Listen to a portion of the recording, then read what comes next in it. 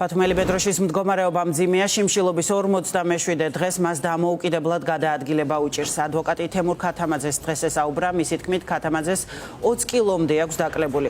დაახლოებით 2 კვირაში მის საქმეზე სასამართლოს ხდომა უნდა გაიმართოს. ხდომაზე დასწრების სურვილი ქათამაძეს აქვს, თუმცა უარს ამბობს სამედიცინო დახმარებაზე.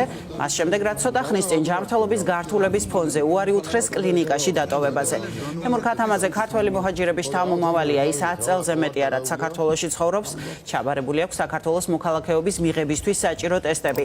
გამართულად ფლობს სახელმწიფო ენასაც, თუმცა ქართული ოცნების ხელისუფლება მას მოქალაქეობის მინიჭებაზე უარს ეუბნება. ქათამაძე აქტიურად მონაწილეობდა გაყალბებული არჩევნების საწინააღმდეგო საპროტესტო აქციებში. ის ორჯერ დააკავეს, პირველად ბათუმის პოლიციასთან ადმინისტრაციული წესით, მეორედ კი იზოლატორიდან გამოსვლისთანავე. მას საქართველოში უკანონო ცხოვრებას ედავებიან, ოცნების ხელისუფლება მისი ქვეყნიდან გაძევების საკითხს განიხილავს.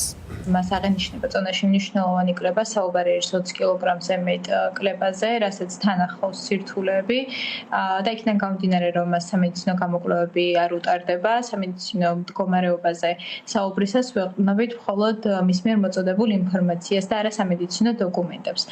როგორც დღეს ჩემთან საუბარში განმარტა, თავს უკვე სუსტად გრძნობს, აქვს გადაადგილების სირთულეები და იმედი გვაქვს, რომ უახლოეს პერიოდში უკვე დათანხმდება სამედიცინო კლინიკაში გადაყვანას. 18 მარტს აქვს სასამართლო პროცესი თბილისის საქალაქო სასამართლოში, სადაც განიხილება მისთვის ტოლობის ან ჰუმანიტარული სტატუსის მინიჭების საკითხი, სადაც ძალიან მნიშვნელოვანია, რომ მან შეძლოს დასწრება და საკუთარი პოზიციის უკვე ზეპირს ხდომაზე დაფიქსირება, რადგანაც ტოლობის ან ჰუმანიტარული სტატუსის მინიჭება არის ის ერთადერთი საფუძველი, რის გამოც შეიძლება რომ ეს ადამიანი ქვეყანაში კანონიერ საფუძვლით დარჩეს.